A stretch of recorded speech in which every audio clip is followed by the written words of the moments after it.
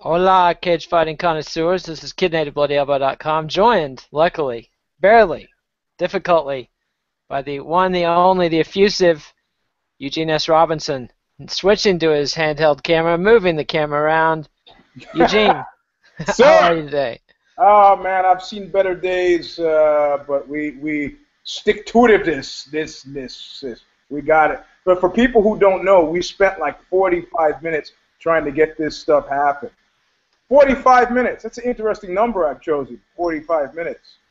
It's a lot of time to take out of your life and my life. That's a total of 90 minutes, and when you do the Hey, multiple on how hey, valuable our time 40, is, imagine I had $1 million for every one of those minutes.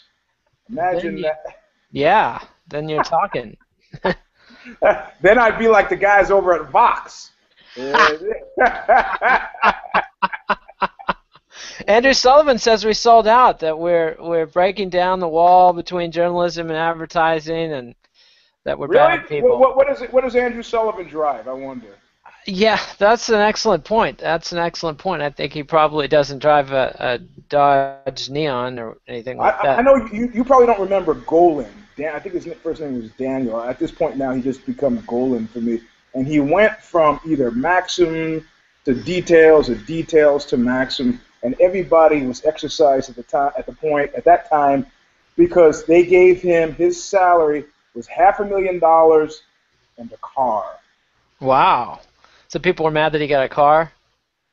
People were just in shock over the whole package. As a journalist, have you ever gotten close to? I haven't even gotten a gift certificate and a bicycle, much less $500,000 and a car.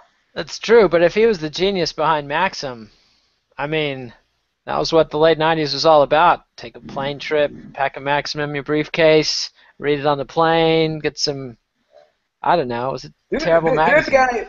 Didn't the guy? What was the guy? Dennis, the guy who started the Dennis Publishing. Did he die under mysterious circumstances, falling overboard on his yacht, never to be seen from again? Yeah, that was a big publishing guy, but I didn't know he was involved with Maxim. Was he the or Details or either one of them? Yeah, But no, I think it was Maxim. I mean, he was one of the guys that gave the guys, made him the guy. And then Details always had that knock of being like, a magazine for the repressed man. You know, oh, I just accidentally experimented with homosexuality for the 35th time. So, oops, another oopsie. another oopsie. Anyway, we've gone far afield, and it started. Indeed, we haven't even told people while they're here. Yes. It's UFC 181. Care, don't care preview. This one is a care, a big care. Yeah, we don't even have to. We don't even have to list the disclaimer on this one. Let's just jump into it because it's a big care. I'm gripping every time I think about 181 right now. I have to go to the toilet. My body is so prepared for fight or flight. That's it's like I'm panicked. I'm gripping. It couldn't be more suspenseful as far as I'm concerned. Well, I'm glad that you're holding yourself together for the length of the show, at least. No, Well, people I don't know. complain about you No eating on guarantees. camera. Yeah, So I got a bottle. I got a trucker's buddy right next to me. if you lose control, just don't let anybody know. Just mute your mic and we'll move on. But the event gets a big care from both of us. Easily the biggest pay-per-view since the July. Can't remember what number that was that had the Ronda Rousey fight and the Chris Weidman, it wasn't Vitor Belfort, Chris Weidman, Lyoto Machida fight. Supposed to have Chael Sonnen and Wanderlei Silva. This card has no big cancellations. So, a couple of cancellations, but John Vellante pulling out, Holly Holm pulling out. The card can survive these things. And so let's get into it. I hadn't even heard that Holly Holm pulled out. What happened? She pulled out, injury. I can't remember what it was. Neck injury. Disappointing. Neck That's injury. disappointing. So it is disappointing. There's one that, Holly Holm, the former female boxing champion, long story career in female and women's boxing, 7 or 8-0 in MMA, all by knockouts except one. I think she's somebody that they could potentially get into a big money fight with Ronda Rousey if she can get a win or two. And we have to wait for her to recover from this injury before she makes her UFC debut. But with no further ado, we've got 2 fights on the UFC Fight Pass preliminary card. First up, featherweights, Alex White and Clay Collard. Greens. Yes, indeed. Indeed. Yeah, I don't care what he's trying to call himself. Come on, man. What does he call himself? Something with a It's not collard greens. No, it's something with an M. Let me pull it up. Clay collard. I mean, I imagine he's heard collard greens his whole life and is So probably what? pretty tired of it. So what? You know, Cassius Clay. Clay Cassius Yeah. Collard. That's Yeah, like I said, kind of something with clever. an He's Cassius Clay. something with an M. Yeah, Clay Cassius. Yeah, that's great. That's great. You know what? People used to call me Eugene the Jeep. You don't see me upset about this. I say, well, you've grown a lot in your. Actually, they used to call me heritage. Eugene as well. And, Eugene. That's charming. Eugene, which I don't have much patience for. But I see. Do you prefer that to Gene? if you call me Gene, I'll kill you. All right, Eugene. Yeah. It is. Are huge. But anyway, yeah, I'm excited about this kid. This kid is a classic case of a don't care who gutsied his way to care in the most significant way, vis-a-vis his Max Holloway thing. That was a balls out. I mean, when people talk about the new breed of MMA fighter, I'm imagining they're talking about guys like Collier. Huh. Green. That's for a knockout loss to Max Holloway, that's pretty heady praise. I can't say I'm quite exercised enough about this fight to give it a full care, though. But you've got me interested. You've got me nearly there. No. I mean, a knockout doesn't always tell the same story, man. Sometimes a knockout in the first round, we can all agree, doesn't tell any story. Sometimes a knockout in the last round doesn't tell a story that you might think. I mean, the guy's tired. I mean, that kid, I don't know, maybe not for you, but for me, he moved from a don't care to a care because I expected so little and he over-delivered. I mean, he didn't just get me to 50%. He was like, oh man, that kid wants it. That's what I'm talking about. Quality wants it. Yeah, I mean, you look at a Rory McDonald. I'm sure now he's rededicated himself to the sport and so on. But there was a period there which makes his newfound religion suspect. But there was a period there where you weren't sure whether he wanted it or not. I don't want to watch guys. I really don't want to watch guys like that. I got enough of that in my own life. It's true. Gotta agree. Roy was phoning it in for a while, and it's sad because he started out as such an axe murderer. The guy was scary as a young fighter. But now we've got one more fight on the Fight Pass undercard. Bantamweights, Matt Hobar and Sergio Pettis, younger brother of the lightweight champion Anthony Pettis. This is a big care to me because Sergio Pettis is somebody that's just got all the hype in the world. He's had one loss in the UFC, one setback, but can he get back on track? He's already got one win since then, but it was over Yatsa and Meza. So is he Eric Silva? It's way too early to say that, and I don't think he's a snake bit as Eric Silva was. Eric Silva, in his second fight, had that call from Yamasaki where they ruled it a no contest or disqualification for hitting the back of the head. That was bullshit. Yeah. It was bullshit. But I think the Vikings were onto something when they evaluated people's luck as an objective quality. I think if you see a fighter having bad luck, that Chinese do it too. And look at the Chinese; they're going places. So, I think Yamasaki was thinking about. I don't know. Is the hand thing working?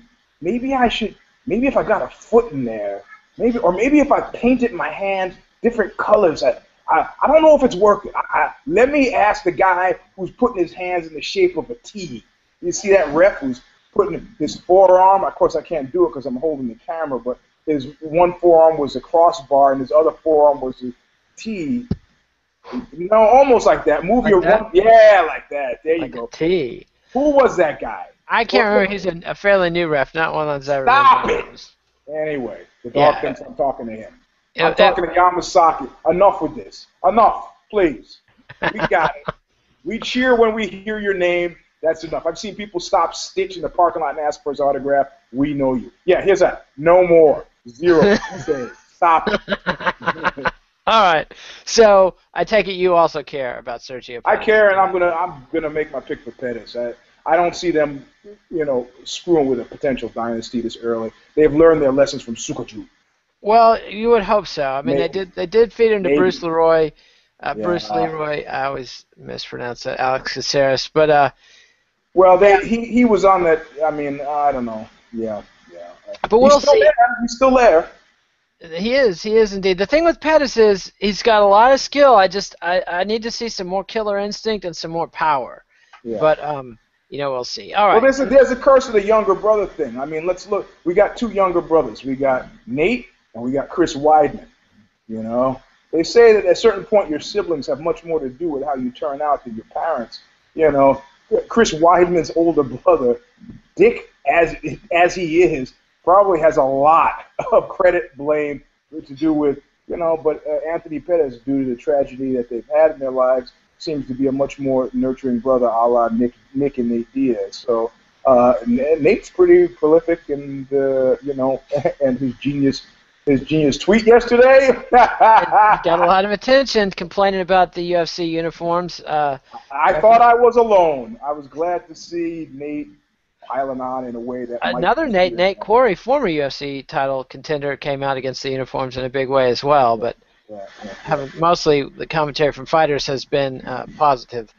From what of course. Look, if it had been Nike, I'd have felt completely differently than if it was Reebok or Adidas. But that's because I read the Wall Street Journal. I see, and so what? Parse that out for us, because are you talking about the rumors that Adidas is looking to sell Reebok, or? One is super healthy. I mean, here's in terms that you can easily understand. It should have been Nike and the UFC. It shouldn't have been the UFC and Reebok. Yep. I have got to agree there. Nike would be. I don't see Bellator making any deals right now with the UFC. Don't think, but it's a step, baby steps. It is a big step though, and it should be a bit of revenue. We'll see. What I like is the media management that kicked in with handsome Matt Weidman saying earlier in the week, I don't pursue sponsorship. It's too much of a hassle. Oh. Exactly. The same exact line Forrest Griffin has been carrying as well. So the fighters have now been relieved of that burden by the happy patrimony of the UFC. Has he retired yet, Forrest Griffin? I don't know if he's officially retired, but he's effectively retired. I don't know if he's announced it officially. All right, but let's move on. We got 4 fights on the Fox Sports 1 preliminary card, starting with the women's bantamweights. This is the fight that should have been Holly Holm. Instead, it's Raquel Pennington and Ashley Evans-Smith. So, I care.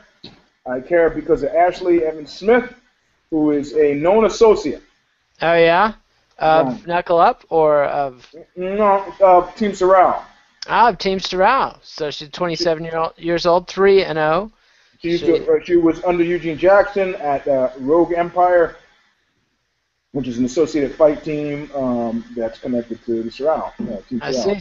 So have you rolled with her? Have you imparted any of your secrets? I think I have, but we call my secret right now. We're working on some identity. We're calling it EJJ. EJJ. Yeah, and it's got 2 slogans that I've spent a lot of time. I got a think tank in New York on it, and one of the slogans is straight jack 'em in the face. So that's one that I'm trademarking, and then the other one is DQ fuck you. DQ fuck you. I like that. Now that one you should trademark. Yeah, they're both pending applications pending. So. So there you go. I see. I'm trying to decide. You've got personal reasons. Ashley Evans-Smith, kind of an unknown quantity. This is her UFC debut. She's undefeated, and these have not been easy fights. They've been stacking her up against. You're talking to Kid Nate here, Eugene. I'm not going to be wowed by some gal who's got three wins. This isn't 1993. I'm not easily impressionable anymore. Not about fights, anyway. Okay. So, go ahead. And Raquel Pennington. Go ahead and doubt me. Pennington is 1-3 in her last 4 fights. I thought she was perfect for a warm-up opponent for Holly Holm, so maybe they think Ashley Evans-Smith is going places. I can't give it a care. That's right, the big Kid Nate care, not there for this one. But let's move on. So this flies in the face of how you started the show, in actual fact. The event overall I'm caring about. I'm saving. I'm keeping my powder dry, Eugene. Is that some sort of pita bread sandwich there? It's a quesadilla. A quesadilla. Yeah. Very southwesty. I'm having a cat problem here in the back. I hear. It doesn't sound like a problem. It sounds like you're just having a conversation with the pussycat. All right. Light heavyweights, Corey Anderson and Justin Jones. Care. Yes, I too care. Corey, both of these cats are undefeated. They're very young. This is exciting. I mean, and Corey, They fight like their fucking heads are on fire. it's true. And have you heard Corey Anderson's nickname? What, no, tell me, I forgot. Beastin 25-8. What? Beastin, like as in Beastin, like he's a beast. 25-8, as in more than 24/7. 25-8. 25 hours, 8 days a week. I like this. I like it. Yeah, these guys. I mean, these are some guys who realize what's going on. You know? You think they know what time it is? Is that what you're saying? I'm going to go back to James Brown playing support for the Stones at the Tammy show. When he humiliated Mick Jagger? Yeah, and when you see the Stones afterward, Jagger's kind of standing there like, it was, I know. Painful lessons were administered that day. I had two shows where I felt like that. Well, one show where I felt that way. One was where we played with the Bad Brains. Yeah, that would be. I just felt like What year? 85. So this is Whipping Boy. Yeah, it's Whipping Boy. Yeah. Because I think there were years in the 90s when Oxbow could have more than held their own with the Bad Brains. Oh, of course. But, early on, man, it got in my head, and I just couldn't. It's shameful. It's a moment that shames me to this day. You know? And so, and what was the other one? You didn't have to follow the Bad Brains, though. You were just opening up for them, right? No, the other one was where I got juked in a very typical Oxbow fashion. We got a call, and it was like, oh, hey, man, Maynard, the guy from Tool, wants to do a show with you guys. I'm like, all right, hot diggity dog. Maynard, you want to play? He goes, well, it's not Tool. It's actually his side project, The Perfect Circle. Oh, okay, hot diggity. Well, and there's a catch. Well, what's the catch? Well, they don't have enough songs to play to headline, so they need a headliner. And they Yeah, that's a thankless task there. Yeah. So anyway, there you go. Thankless task. All right, so we got Corey Beastin 25-8 against Justin Jones, who's making his UFC debut. You got a pick? I gotta go with Corey Anderson, man. He looked like a monster. I didn't go back. You know how lazy I am. I didn't go back and research Justin Jones' fight. I just looked at the resume, and although the kid looks really familiar, I think I did actually. Yeah. He beat John Hackelman Jr. at RFA. I actually saw that one on accident. I didn't even know Hackelman had a kid. Well, he did, and the kid's out there losing fights. John Handsome Hack. He trains at the Pit, and he's 2-1 thanks to Justin Jones. So, That's interesting. I wonder how many fathers who were fighters want their kids to be fighters, and I wonder how many fathers who are rappers want their kids to be rappers. I don't know. I dabbled in the music stuff, and I would definitely tell my kids to avoid it like the plague. Yeah. I mean, would you want your kids to be involved in music? I don't know. Music has brought a lot to my life. Jesus Christ. A lot of time in bars before they open and after they close? I tried to get to Europe for years. And it's taken. Yeah, finally did it with Oxbow. So. Well, that's something. So, but yeah, that's a bit of a tangent. But we both care about Corey Anderson and Justin Jones. Do you have a pick? I'm gonna go for the man who's beast 1 hour more. That's like the Spinal Tap MMA guy, It really is. Beastin 25-8 is I mean, he's not just at 10. He's at 11. It's 110%, which is a really annoying. There is nobody who's about losing to a fucking guy who's making his debut. You don't want to be that doormat. That's not the doormat you want to be. No way. No. And especially if your nickname is Beastin 25-8. All right, so that brings us to middleweights: Eddie Gordon and Josh Salmon. Yep.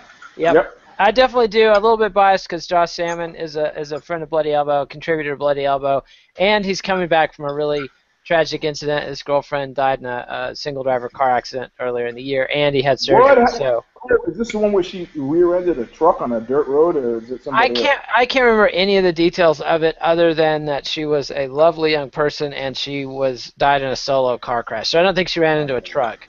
Okay. But and I don't think there was any just bad luck and maybe bad driving, but anybody can. Cars are deadly awful things, and so I feel a lot of sympathy for him. Oh, man. Having lost some people in my early 20s. Never a girlfriend I was living with or engaged to, though. Oh my God! Yeah, so a story like that, man. If you put him and Bobby Green on a card, who do you root for? You know? Yeah, that is tough. A lot of tragedy. But so he's trying to turn it around. This is her birthday. The fight's Oh my God! How are you the guy who fights this guy? I know. I mean, you just got to be. But I think it takes a certain amount of just sheer cussedness and assholism, like any fighter should have. Right. Like any fighter who's not willing to get in there and be like, "Oh, your dad just died. Fuck you! I'm gonna humiliate you." I mean, you're not a fighter if you're not feeling like that. Like I would pay almost any amount of money, presuming I had any money at all. Checks in the mail, Eugene. Dallas tells me checks in the mail. Okay, all right. To find out what Koscheck said to Paul Daly to flip him out. I would like to know that too. I'm sure it was ugly. I've often thought about, in a small amount of time I think about Facebook, I've thought about the Facebook nuclear bomb. Which the text, the post that you could put up that would make everyone simultaneously defend you. And I don't think it exists. I think it's like the holy grail. I think it's the unicorn or the pot of gold. Some kind of racist, I'm a pedophile sort of thing would be, like you would even have somebody go, Eugene is just, What a card! What a scam!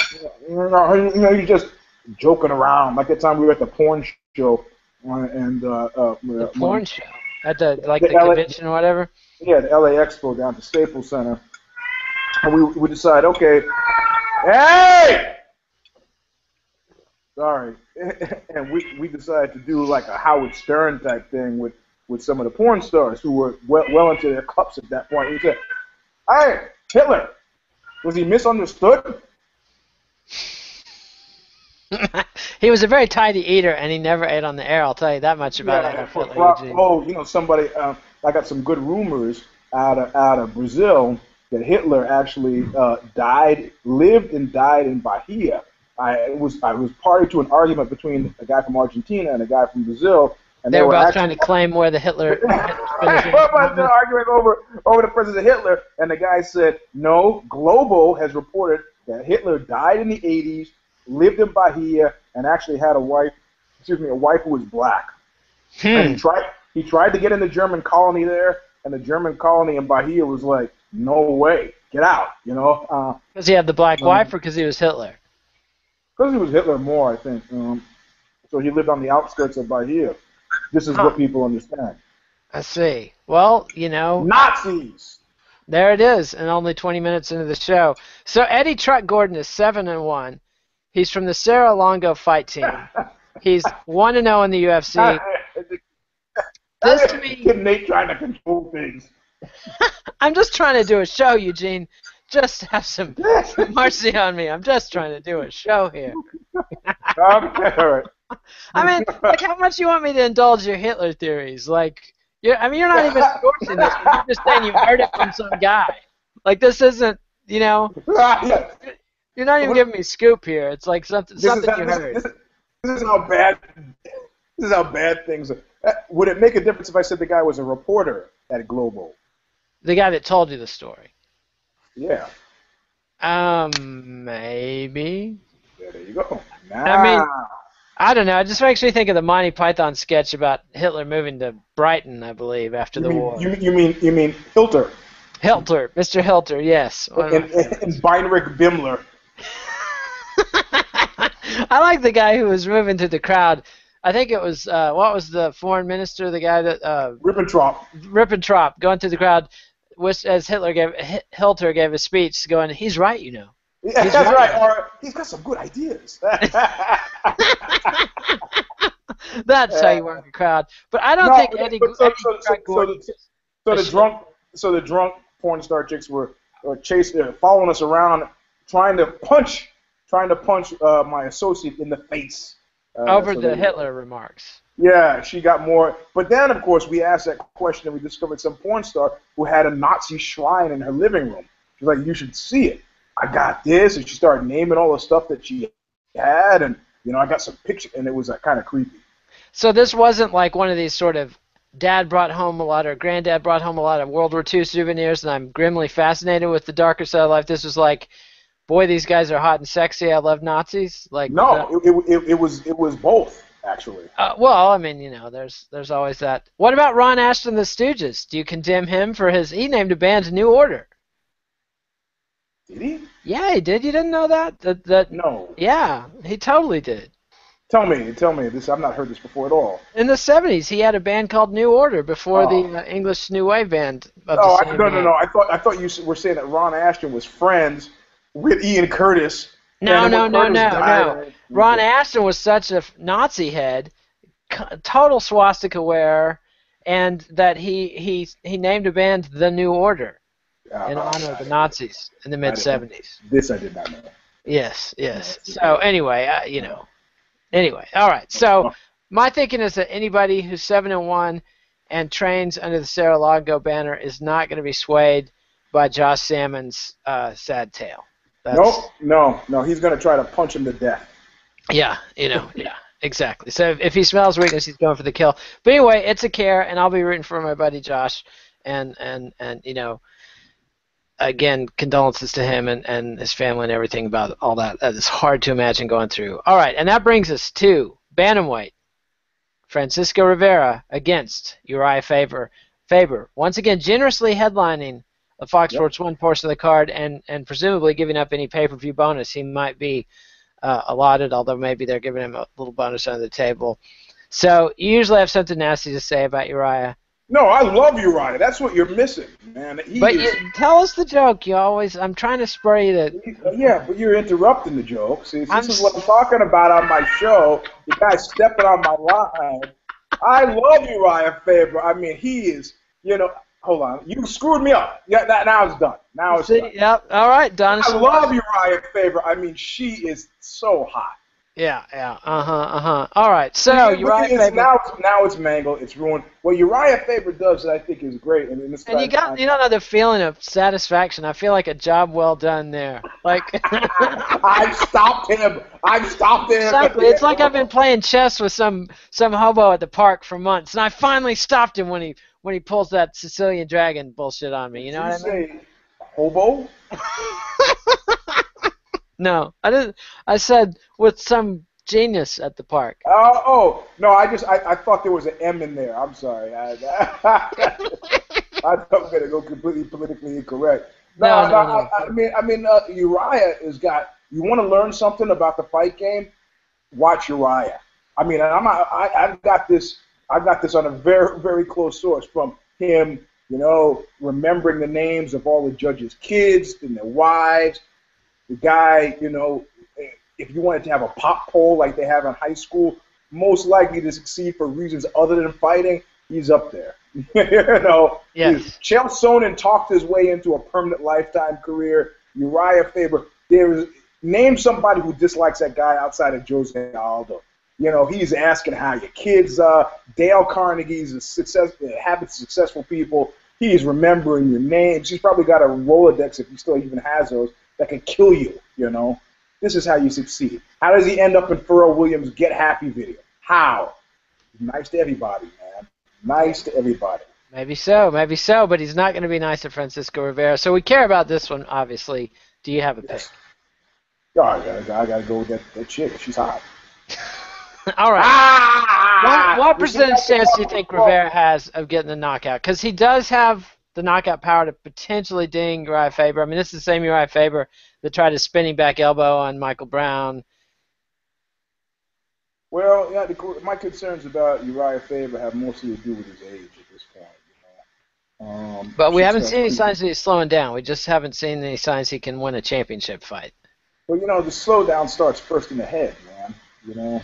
It starts up top. I mean, and he might be nursing some dream of contending and straphood and so on, but I don't know about this.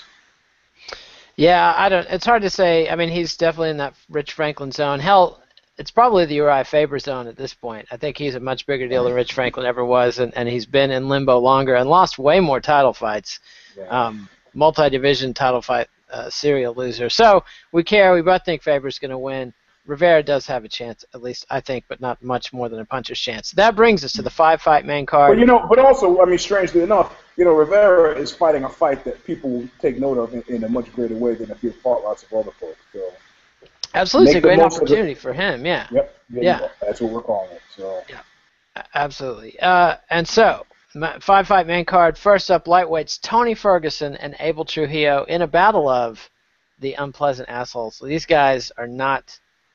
I mean, I'm sure maybe they're great guys. My impression from the reality show with Tony Ferguson, from the legal cases with Abel Trujillo, is that they're not fun, nice guys. Yeah. Which is not a problem for fighters. I like a mean, nasty, awful fighter.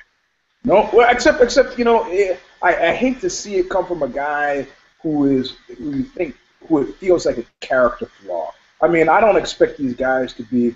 I almost died with the Junior Dos Santos, the video package they did, and he's in the town, he's giving out turkeys, and the kids all love him. I mean, I don't mean died in a negative way, man. It's touching, man. He's like a really nice guy. I mean, he's like a superhero. The head of the Lost Battalion. Out there at this point, thinking he's going to contend for the belt again. Defending the people of Curitiba, wherever he's from, I'm forgetting now. Yeah, I'm okay with a little grit. Not Jack Dempsey-like grit, the alleged rapist of unwilling would-be prostitutes, but I like there to be a little grit. If a guy seems like a cancer, and there have been a few clubhouse cancers, and you notice these guys, they typically don't have teams. Or they've gone through a lot of teams. Yes. It's Alistair Overeem, we're taking a real good look at your face. Yeah. Or even Josh Koscheck. I don't know. I mean, I'm sure he's got his gripes, but. Koscheck always did seem like a screaming asshole. I don't know. These guys. I'm not going to say screaming asshole. A clubhouse cancer is a guy, who. If he had just waited 5 minutes, things might have worked out. He didn't have to scream, "You stupid asshole," at the towel guy. If he had waited 30 seconds, the towel guy probably would have been there with the towel. It's quite possible. These two guys don't seem like the screaming asshole variety, though. They seem more like the secretly mean and nasty kind of guys. Although there's really no secret. I mean, Abel Trujillo, if you watch him fight, this is a mean and nasty cat. Like, what you see is what you get. And I enjoy watching him fight. I like it too. And so, do we have a pick here between? I'm picking Abel. Yeah, I got to go with Abel too. Ferguson's got a lot of power and meanness, but I don't think he throws enough combinations. I think Trujillo's too fast and explosive for him. So, but should be a good fight to start. This is what I'm talking about with the fucking UFC. Like, start a pay-per-view with the bang, and this fight promises to be bang, bang, bang. And then you go from that to heavyweight. Anthony Hamilton. Todd Duffy. Now we're talking. Todd Duffy. I'd like to. I wish this is times where I wish I could paint, and I'd like to do an oil rendering of Saint Todd. Saint Todd. Martyred on the altar of testosterone hypogonadism. Or like Saint Stephen. Wasn't Saint Stephen was stoned? Who was Saint Stephen was the arrows. No, Saint Sebastian was the arrows, wasn't he? Was he? No, I'm pretty sure Saint. Yeah. I don't know. Let's look it up. You're wrong. Saint Stephen was the rocks because I went to Saint Stephen's Lutheran Church and I remember what? Why is that guy surrounded? You're right. It is rocks. Yeah. You're right. Why is he surrounded? Why is he surrounded by bread? So there you go. And you're right. Saint Sebastian is the arrows. Arrows. I'm not Catholic, so I tried to learn about the saints. I read a whole big couple of books about Catholic saints. I just found it morbid and depressing. Like, it was a long tale of You always know when you talk about Saints, man. You always know how it's going to end. And he died. And he was murdered by an irate crowd. But most of them, especially the women, it was just like the Romans were swinging and having a fine time. St. Eugene. And she wasn't into it, and so then they cut her tongue out or something horrible, like just awful and depressing. But anyway, I called the Catholic Church up in Sonoma that was named St. Eugene. Wine country, St. Eugene. Yep. And I said, I have a question for you, and I want to know what St. Eugene was a saint of. And they said, we'll get back to you on that. And they never called me back, and I was like, those freaking guys never called me back. Pick up the paper on Monday, find out, busted. The head, or the head of that church. The head of that. Well, St. Eugene is dead, I think. Well, you never know. They could have unearthed. He died in 657. Well, strangely enough, there are two St. Eugenes. The one who died in 657 died of what? Let's see. Held various positions in the church. Was a pope. Let's see. Eugene died in Rome on June 2nd. That's all it says. Let's see. That's it, pretty much. He's not dead. Huh? He's not dead. Yeah, the true tradition of Eugene's everywhere. I am sure he slipped out when things got a little too hot. Is like Captain Scatino of the Costa Concordia is like, it's dark and cold out there. I'm going home. I see. So who's the other St. Eugene? I'm not seeing it. It's like in the 1800s. I don't know. There were two of them. So I don't know. I see. Well, I trust you to be up on the Eugenes. Hey, you can buy some necklaces. St. Eugene de Mazanoid. That's a different one. Yeah, that's the one on there. Yeah, St. Eugene de Mazanoid. Don't know. We got to know. There you go. Judaism has no saints, however. No, but they got some famous rabbis, which, Yeah, Rabbi Schneerson being my most favorite one. He's saying right now, Rabbi Schneerson didn't say shit for the last 5 years of his life. I love that, man. When your balls enough that you don't even have to talk anymore. It's like Vincent the Chin Gigante, the mafia boss. That's right. It's just, wander the streets of Greenwich Village in a robe. So, St. Eugene de Mazanoid died 1861. How did I know these things, man? It's a steel trap. Yeah, it doesn't say how he died. Oh, well. Yes, that's a problem. It doesn't sound like he was a martyr. Those 19th century saints usually weren't martyrs. Anyway. Say anybody named Eugene, man, they're getting out of it. Weaseling on down the road. Dude, is it necessary that I die? I mean, you could just, MMA Journalist of the Year, We'll be buying gasoline for you for your big bonfire. All right, so Todd Duffy, The Agonies of St. Todd. What are you seeing here? I'm picking Todd, man. Well, of course you're picking Todd. Anthony Hamilton is not to be uncharitable. Anthony Hamilton is no Mike Russo. No, he is no Mike Russo, the guy who, the Chicago cop who infamously took 3 rounds of beatings from Todd Duffy only to knock him out at the end. Yeah, Freight Train Hamilton is, he beat Ruin Potts, but got submitted by Alexei Olenek. So he took some time off of beating up Vice writers. That's one of my most recent favorite pieces. The 2 Vice writers who got beaten. Well, I guess they wrote it up for Vice, but 2 guys. The subtext the subtext could just as easily have been for the whole article. Hey, we're white. That's an important point to be made. Yeah, fuck that. Hey, you guys, they should have just said that while they were being beaten. Can't you see we're white? Exactly. What are you looking at? Yeah, I got to go with Duffy here too. It's been a long time since he fought, though. Almost 2 full years. Is there an over-under on whether, in his victory speech, Todd Duffy says, you know what? I think this Reebok deal is good for everybody but me because I'm just not making enough money. Surely he's learned his lessons on things like that. This is a guy who got fired from the UFC before just for general assholism. Yeah. And complaining. So, All right. and then had a long. I mean, that's the thing about saints. They never learn. I mean, those are guys too that if they had stopped 30 seconds before, they'd have been just like, okay, all right. If they just cut one more compromise, Yep. or if they just brought their bodyguards to the big speech. Right? Or, I mean, let's look at Galileo. There's a guy who's living right. Yeah, well, blinded by looking at sunspots through a telescope. My 6-year-old could tell him that's a bad idea. This guy's supposed to be a genius? Come on. All right. So we're both picking Duffy. That brings us to another heavyweight bout, Travis Browne and Brendan Schaub. Yes! Obviously a care. Who are you picking? There is some scuffle aboard the battalion that is lost. You know, the general likes the team of rivals concept. You know, so he wants these guys at each other's throat. Who will serve under Junior Dos Santos in the lost battalion? You know, which amounts to about 13 guys running different ways on a baseball field. Where are you going?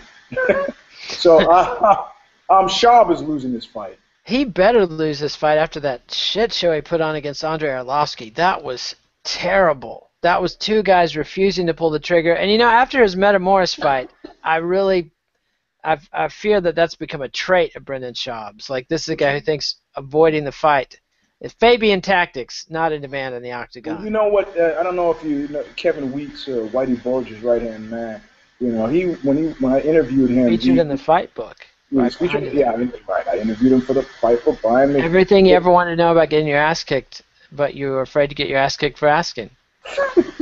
Okay. So Weeks said they made some documentary about it, and Weeks says in the documentary, they said, well, how did they get you to turn? Well, first Jimmy turned, and secondly they said, this is like Oliver Twist.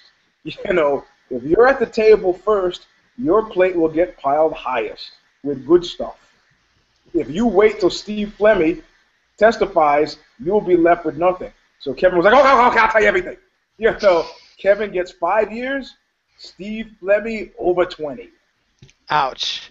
And that's a big difference. Moderano, also the guy just shooting guys in the face in traffic, he gets 12.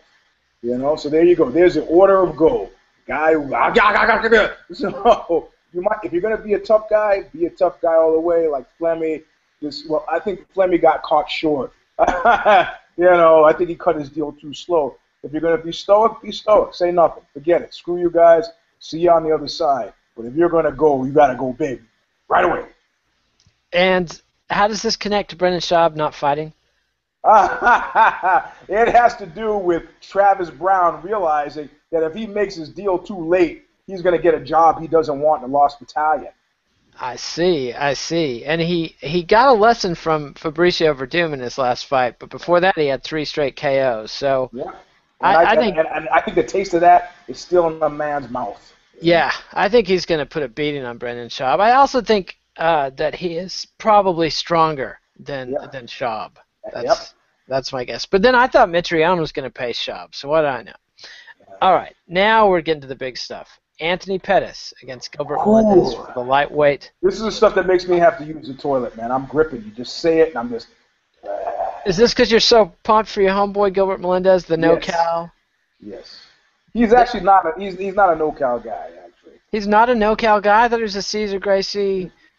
Yeah, he is, but originally, the guy went to high school down in Southern California, but, I maintain that so how many decades does he have to spend in NoCal before that SoCal taint is washed off, Mr. I'm a New Yorker, even though I left New York at 18 and have lived in California ever since. It's where you went to high school. Where you went to high. I'm going to have to remind my wife of that. She went to high school in East Texas, claims she's from Austin. So, just because she was born here. She was born here. She sounds like those friends of mine who have a layover in Heathrow and come back with British accents. Everybody... I'm sorry, I think I just insulted your wife. Well, she doesn't pretend she's got a British accent.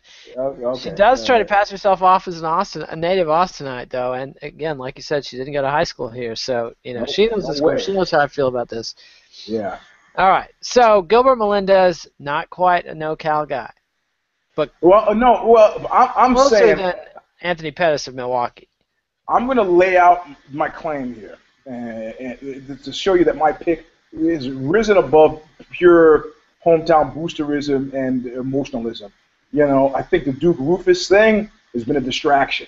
You know, Clearly, the death of a kickboxer coming out of the Duke Rufus camp in a Duke Rufus promoted fighting event got a big story in the Milwaukee papers. They're clearly still sore about it because they're booting, the reporter out of events at their fight camp. Yep. Which is a press strategy I do not approve of. You know, it's not smart press strategy. It does not make the story go away. Yep. Yeah, it doesn't make it go away. So that's a distraction. And what I've seen from Gil, unlike, his desire is, what is that great line from the Biggie song? His thirst is unquenchable. You know, it is rare for. Let me put it this way: I've been watching him fight since he fought in cages surrounded by hay bales. Olaf. The first fight I saw him, the second fight was him against Olaf Alonso, and then the first fight was before then as an alternate. Like for me, who was that guy? Gil Castillo, maybe an alternate for him. And I was like, this kid in surf jams with big yellow flowers on him is just going to get killed, and he destroyed the guy. And I have never ever seen him. I've never seen him flag. Even the great series, the Josh Thompson. Even though I despise Josh Thompson's politics, I think Josh Thompson might be able to make a claim that split decision that they won their second fight was really his. You know, but even in that fight, I've never seen Gil flag. In fact, he gathers strength as he goes into a fight. The split was in their third fight, by the way. What's that? The split was in the third fight. Yes, that's correct. I'm sorry.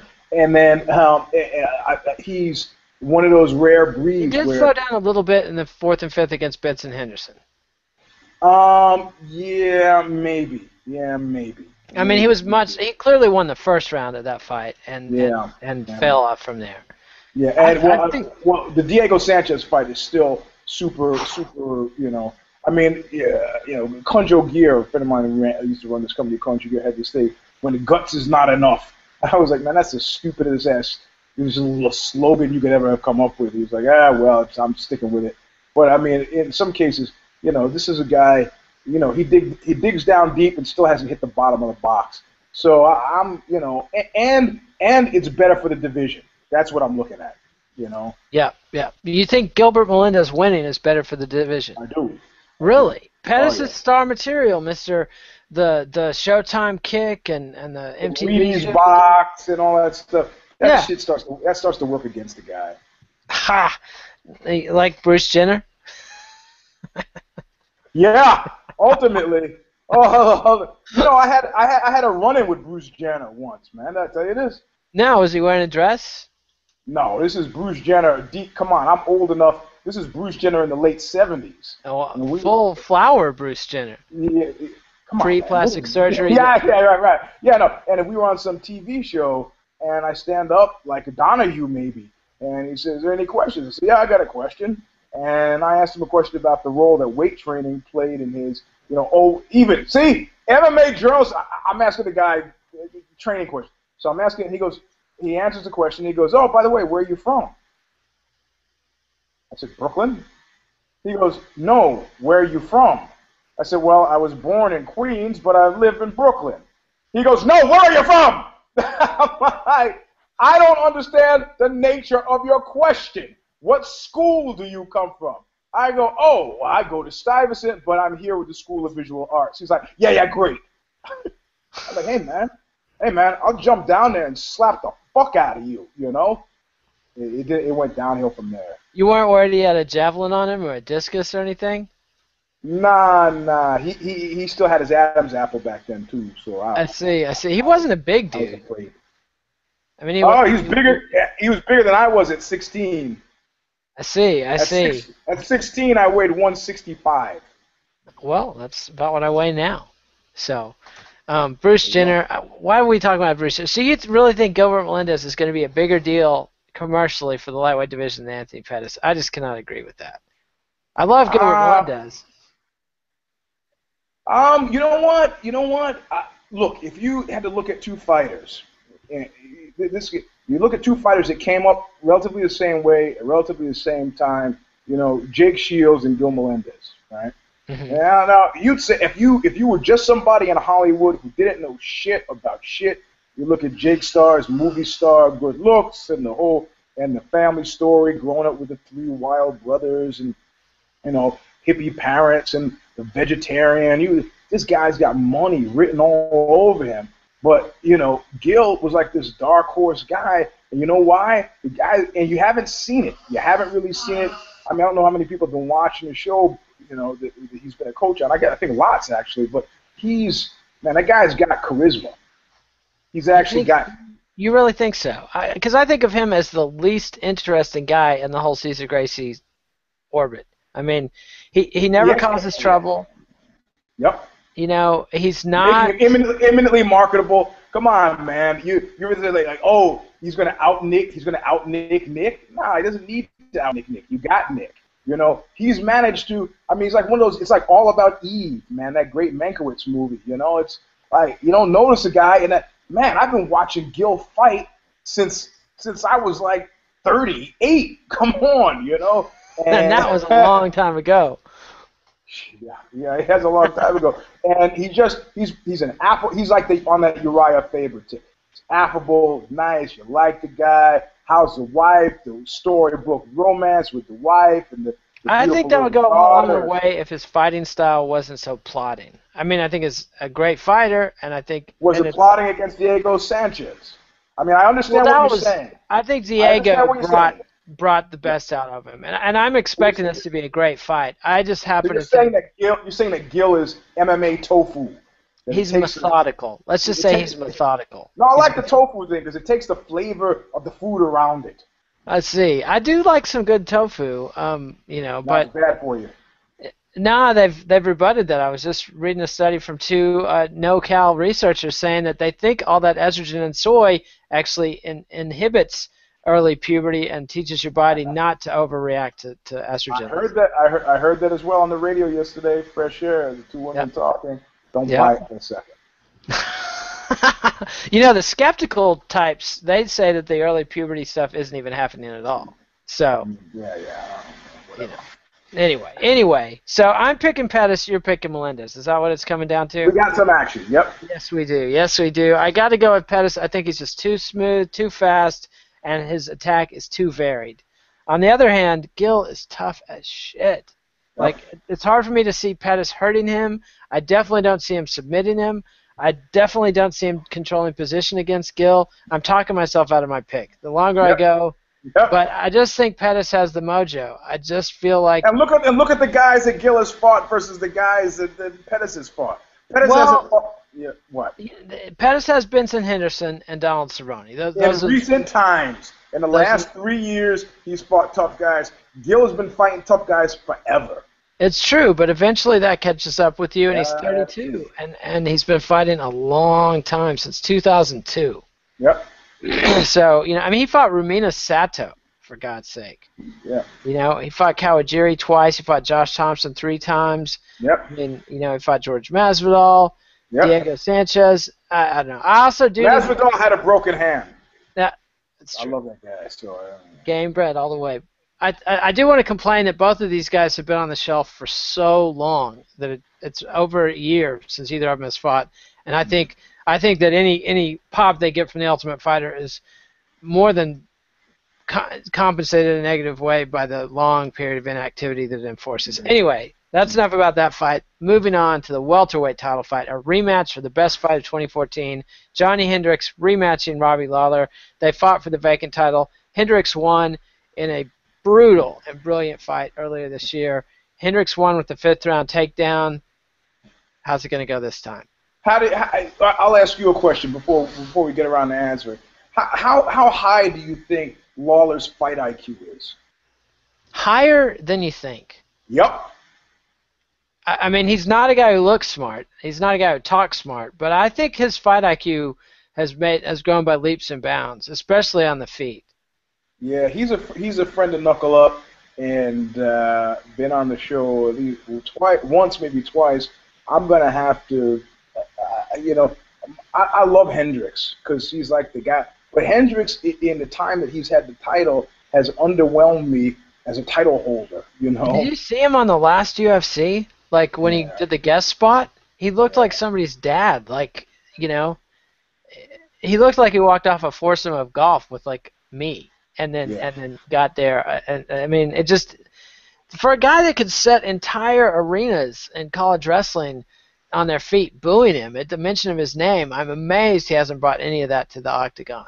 Well, the thing is too. I mean, I'm sure you're thinking about this as well, and you know, I'm thinking about it in a certain way.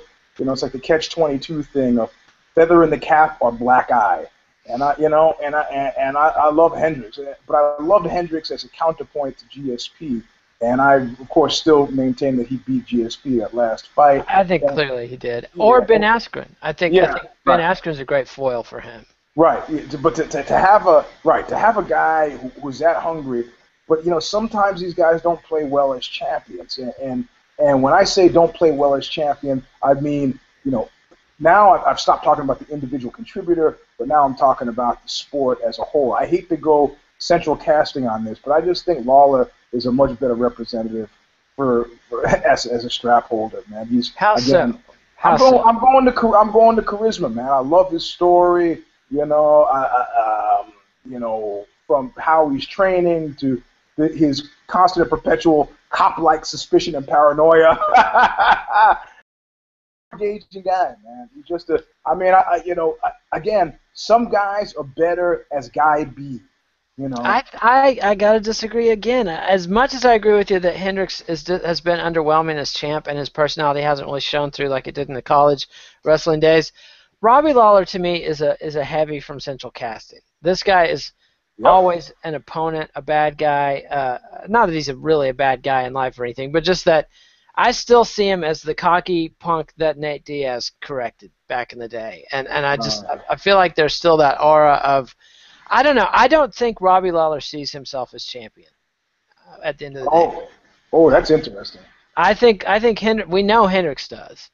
And that's really interesting. You know, Hendricks has the whole Team Takedown camp built around him. He's the one that is making that a for-profit proposition instead of just a money sink. You know, you look at the Rochold brothers and Roland and some of these other guys that came up there that disappointed. Hendricks is the one that's gone all the way.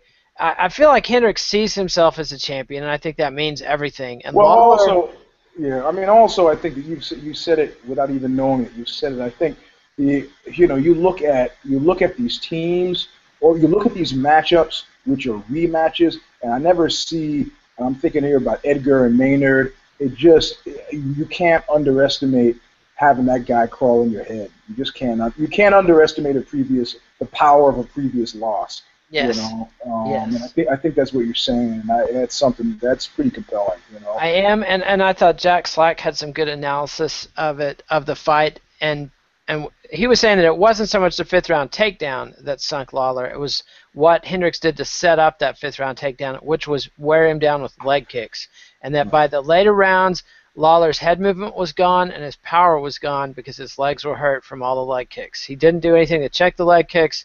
He didn't do anything to change his stance to avoid the leg kicks. By the late rounds, he was no longer moving his head and making Hendricks miss, and he was no longer able to stop the takedown, and that made a big impression on me. I do think that Lawler is smart. I think he's got a good team. He's an American Top Team, right? Or is he with the Black Zillions? I can't remember. Full disclosure, American Top Team is now associated with Sorrel Academy. So. Ah, I see. So he is with the American Top Team. That's correct. And I feel like American Top Team is one of these camps, kind of like AK used to be, that produces great title challengers but does not produce great champions. I feel like that ATT is like the Oakland Raiders in the 70s or the Dallas Cowboys in the 60s, just a team that cannot go all the way, or the Buffalo Bills in the 90s. You know, a great team, great organization, gets all the way there, doesn't quite put them over the top. That's what I think. What about this? This is what I'm banking this on, is that now that his bicep is not torn, Henderson is going to do the Joy Division. Hendricks is going to do the Joy Division thing and make a fatal mistake. Like, I wonder if I could trade with this guy. I see. Well, I think he knows that. And what fatal mistake did Joy Division make? Booking a tour in America? No, that's a line from the song. Made a fatal mistake. Ah, yes. Like I did once before. Oh yes, Joy Division. Were you weren't into Joy Division in the '80s, were you? A hardcore guy. My mother bought me Joy Division Closer for my 17th birthday. She said, "What do you want?" I go, "This record." And she went down to Rocks in Your Head in Soho, the record store, and bought it for me. That's the one with the statue on. That's the last album. Yeah, right? Love Will Tear Us Apart. Yep, the Mausoleum statue on the front. I see. So it wasn't too wimpy for you, even though you were like Mr. Hardcore. Oh, no. It was crucial in the extreme. And years later, I got to actually interview the drummer. And it was a real fanboy moment. And it was just, the guy was kind of confused. So all that goth stuff didn't turn sour for you somewhere in the mid to late 80s? No, I mean, look, by like, Sieg Sputnik, the cheap Brit attempt to cheapen everything, look, and there are no letters from the Brits. Look, you know what I mean. Look, okay, there was GBH, right? Okay, GBH was, and I hate to say this because they were friends of mine, but then there's the Anti-Nowhere League. You know what I'm saying? And this is a tendency. The tendency in Brit music to do this. So, the whole Batcave thing, or you're looking up stuff I'm talking about just to see if I'm crazy or not, right? I was just looking at GBH because I have not thought about them in a long, long, long time. My favorite GBH moment was when they got them on Maximum Rock and Roll. They're like, "You've got this song, Slut. Let's play a second of it. Slut, slut, slut, you dirty bitch." And Tim Johannen says, "Seems like that's kind of derogatory to women. What do you have to say about that?" The guy's like, "Well, it's not about all women. It's about a certain type of woman." And it was just great seeing them trying to backpedal on this lefty show. And Tim Johannen just wasn't buying any of it and kept on asking, and the guys kept trying to answer different ways. Hey, man, you got a song that goes, "Slut, slut, you dirty bitch." At that point, you just raise a white flag and go, "Man, I'm an ass. Whatever." I was going through some tough times, and what do you know? Yeah, you just got to own it. If you already put it on your record. So I mean, you know what? They never asked the mentors questions like that. You know why? Because they never had the mentors on. That's why. It's true. El Duce. For a fuck. Whoa. El Duce, easy. If El Duce had ever had a band that was any good, he still would have just been a joke. What are you talking about? The band was great. For what they were. Sandwich of love, one to blow and one to blow. Who needed a better band more, Meatman, Tesco V, or El Duce? Clearly, well, Tesco had Brian Baker from Minor Threat. On that War of the Superbikes album, that sucked. Do you remember how disappointing it sucked, except the title. I didn't listen to it. I stopped with the title and the cover. The title and the cover, I saw pictures of that in the mail. I was like, Brian Baker and Lyle Preslar from Minor Threat are in a band with Tesco V. I was melting my records trying to imagine what they were going to come up with. Yeah. I hear it's called War of the Superbikes. I'm like, oh my God. My buddy and I both ordered it at the same day. Yeah. He got his a day before mine and was strangely silent. The gloating was limited. Like, he called me to tell me he got it first, and then that was really all he said. And the next day I found out why. So, well, you know what?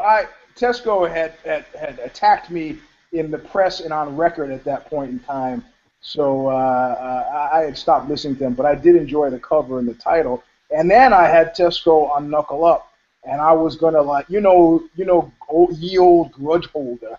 I was like waiting for that part of the interview where I go, "By the way, in 1983, you released a record in which he lambasted me on record." I'm like, but I couldn't bring myself to do it because on the phone everybody's a tough guy. So I said, I'm going to wait to do it in person so that we get some great video if the guy decides to go that way. I see. Isn't he like 65 now? Whatever, man. That's what somebody told me about Danzig getting knocked out. I was like, I was talking to Harley Flanagan. I got Danzig got knocked out. He goes, "Hey, man, the dude is like 62. And I was like, oh, yeah, I guess you're right. Maybe he should He's stop still, with that tough guy shit then. exactly. He's still acting like a complete jackass, and didn't learn anything from the beating he took either. Whereas Danny Marinaro, or however you pronounce his name exactly, is a great guy. I've interviewed the guy. I think I had him on Knuckle Up. He interviewed me for a section. I wrote the foreword for his book, Don't Punch Out a Rock Star. And I found him super engaging. I really liked him. Yeah, he told us about that one. But what album is Tesco V and the Meatman dissing you on? What is that? You might not like us very much, but we don't care. But the Meatmen Stomp. And the Meatmen Stomp. When it gets to the chorus, they did a live record. When it gets to the chorus, instead of going, "Where the meatmen, where the meatmen, where the meatmen," stop, stop, stop. He goes, "Where the meatmen, where the meatmen, where the meatmen." Fuck with Big Boy. And that was enough. That was enough to set off. Because there was before the Tupac Biggie war, there was the East Coast West Coast war that was brought about by the Misfits almost murdering that kid in San Francisco and then being beaten up by members of Whipping Boy. I see. I didn't realize that you were there. You told me you were there on the scene. I didn't realize you were part or. Yeah, I'm trying to put that shit to bed, man. I don't have to keep talking about that since 1982. I see. But, so Tesco was sticking up for his East Coast buddies from all the way. Tesco and Ian MacKaye put together the first Whipping Boy tour, and this is before the internet. The article I wrote for Tim Tenuka's Ripper magazine didn't come out until after we had played and they had booked the tour. So we played with them in the Midwest. Everybody was all friendly and smiles. And then we saw them again on the Process of Elimination tour in New York. And by that time, the issue had come out. And they were like sort of chilly. But being Midwest guys, they couldn't be fucking chilly to your face, really. Or, so they waited until after I knew something was wrong. We didn't know what. Figured out what it was. So it was with great satisfaction, like the pit of vipers it was at that time, that they all turned on each other, like Tesco attacking Danzig and Danzig attacking Tesco, and I never figured out what caused it. And Tesco eventually being driven out of D.C. It was, Tupac and Biggie, the punk rock version. And thankfully nobody was shot. Thankfully nobody was shot, and then I, as a native New Yorker, I spent a lot of time hanging out in New York, and Googie, who was a drummer at the time, who had a terrible, terrible temper. He was friends with Rabies from Warzone, broke Rabies' jaw because Rabies interrupted him at one point. Googie had a horrible temper, and Googie was one of the guys who I kicked through his drum set and was punching him in the face, and went back to New York that summer, and we were friends. It's like, hey, man, it was a bad night, so, I see. Yeah. And Googie didn't break anybody's back with the bass either. No, it was a guy's skull, and it wasn't Jerry only, it was Doyle. Yeah, that's right. Doyle, the guitar player. But yeah, ugly story. What can you do? All right. Well, that's the show. When somebody's been hit in the head and you can feel the vibrations in the floor and you're standing 8 feet away, that's something. Doyle is still a big boy. You know? And this kid was 125 pounds and he was standing at the foot of a 4-foot stage. This guy who's 6 feet tall takes off his guitar, swings it over his head. Come on, man. That kid has had problems ever since. What set Doyle off anyway? Apparently, according to them, the support band was the Flesh Eaters, and the Flesh Eaters thought because of the Hollywood Babylon song that the Misfits, these guys from Lodi, New Jersey, were super into gay stuff, so they kept dragging them to gay bars, or either that or they had a piss take, or were just having fun with them, gay porno stores.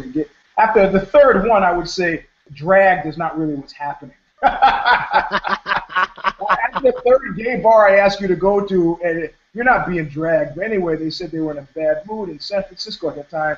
It was a rainy night. People were kind of in a crappy mood, and they used to like to test you. That was just part of the local. It was a difference between East Coast and West Coast, and also a difference between UK punk rock, which influenced San Francisco a little bit more, with the Sex Pistols playing the last time in San Francisco. And they just started off flipping the band off. The band was like, "Fuck you, assholes." And they're like throwing shit on the stage, and then they make the number one mistake. They go, San Francisco, home of the fags. And then people went crazy, and they throwing shit on stage, screaming at him, wouldn't let him play, and then the guitar thing. So. I see. Well, good to get that story. I had no idea the Flesh Eaters opened up for that. I didn't really realize they played live that much. I thought they were. Oh, no, they didn't. They didn't. They did not. Chris Desjardins, I think, had a good job in Slash, but it was West Coast, so it was easy to do.